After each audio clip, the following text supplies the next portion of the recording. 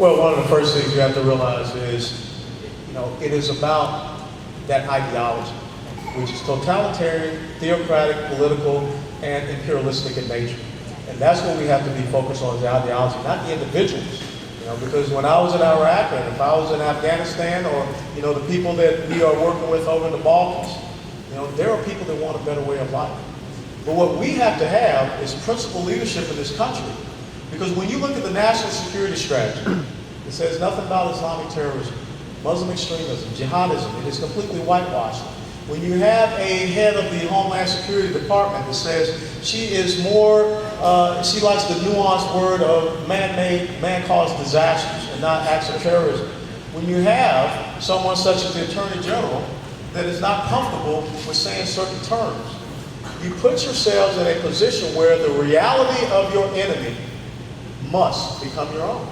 You cannot wish away the problem and be as an ostrich and put your head in the sand because you expose a certain part of your matter. So I think it's very important that we have individuals that have gone back, read and studied the Quran, read and studied the Hadith, read and understand the Sirah, that can speak on fact and on principle and say this. This is about standing up for Western civilization. This is about standing up for us as a constitutional republic and the rule of law, which means that individual rights and freedoms are preeminent. We must not get to the point where we are so hung up on multiculturalism on steroids that we are willing to sacrifice our own culture and who we are. And that's the threat and that's the danger when you look across the sea to London, you look to France, you look to Belgium. I went back a couple of days ago and I read the story about what's happened in Malmö, Sweden. Malmö, Sweden now is down to 769 Jewish residents because they pretty much so just intimidated and run them out. I see these bumper stickers around down here that say coexist. And I believe that we can coexist with other people because that's what the United States of America is all about. But coexisting does not mean sacrificing who you are and your own culture.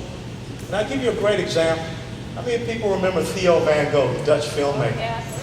Okay, Theo van Gogh was attacked because of a movie that he made. And he was shot and then stabbed to death on the streets.